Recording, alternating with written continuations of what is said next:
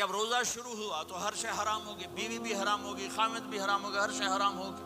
ایک دو واقعات اس طرح اوپر نیچے آئے کہ میرے رب نے سارا نظام بدل۔ ایک اور بدو آ گیا، یا رسول اللہ میں تو مارا گیا۔ آپ نے کہا کیا ہوا؟ کہ میں روزے کی حالت میں بیوی کے پاس چلا گیا۔ آپ نے کہا اچھا تو غلام آزاد کر۔ کہ میں غریب بندہ کہاں سے غلام آزاد کروں؟ آپ نے کہا تو پھر 60 مسکینوں کو روٹی کھلا۔ کہنے لگا میں آپ مسکین ہوں، میں کتوں روٹی کھواؤں؟ آپ نے کہا اچھا پھر 60 روزے رکھ۔ کہنے لگا ایک روزے آئے کم کیتا، 60 روزے کتوں؟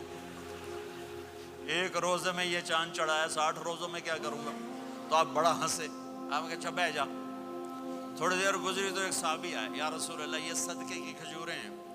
تو آپ نے او بھائی کتنے ہیں؟ جی بیٹھا کیوں رہا؟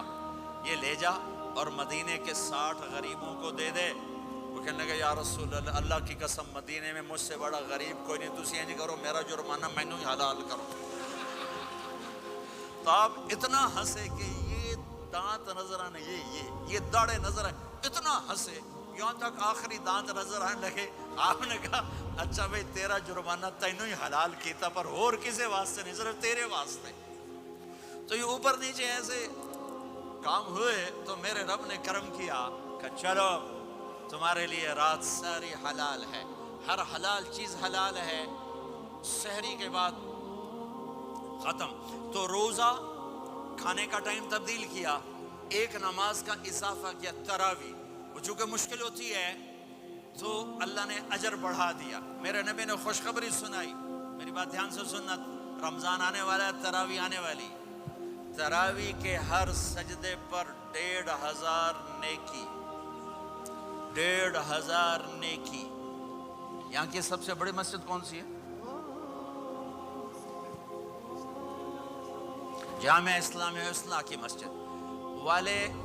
1500 نیکی آپ کو سمجھ میں نہیں آئے گی۔ ایک چھوٹا سا اشتہار لگا دیں، جو ہماری مسجد میں تراویح پڑھے گا اس کو $15 ملیں گے، ہر سجدے پہ $15۔ اگلے دن تسی دادیاں نے بھی چاہ کے لے جاؤ،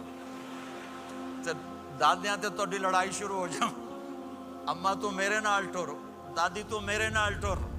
میرے نبی کی خوشخبری، 1500 نیکی، 3 سیکنڈ کا سجدہ۔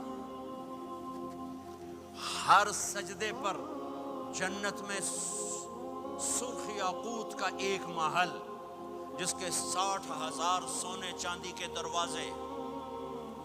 تجھے ایک گھر لے کے ساری زندگی قرضے لائی رکھ دے ہو نہیں؟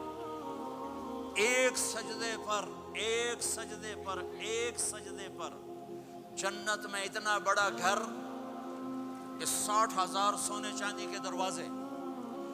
ہر سجدے پر جنت میں ایک درخت سونے چاندی کا جس کا نیچے 100 سال گھوڑا دوڑ سکے۔ ایک روزہ، ایک روزہ۔ رمضان کا کبھی سوچا رمضان کا مطلب کیا ہے؟ رمضان کو رمضان کیوں کہتے ہیں؟ اللہ نے 11 مہینوں کے نام عربوں سے رکھوائے اور روزے کے مہینے کا نام خود رکھا قرآن میں، شہر رمضان الذی انزل فیہ القرآن۔ محرم، صفر، ربیع الاول، ربیع الثانی، جمادی الاولی، جمادی الثانی، رجب، شعبان، شوال، ذوالقعدہ، ذوالحج، یہ عربوں نے نام رکھا۔ اور رمضان پہلے سے رکھا جا چکا تھا، عربوں سے رکھوایا۔ رمضان کے لفظ اور روزے میں کیا جوڑ ہے؟ رمضان کہتے ہیں جل جانا، جل جانا، جل جانا۔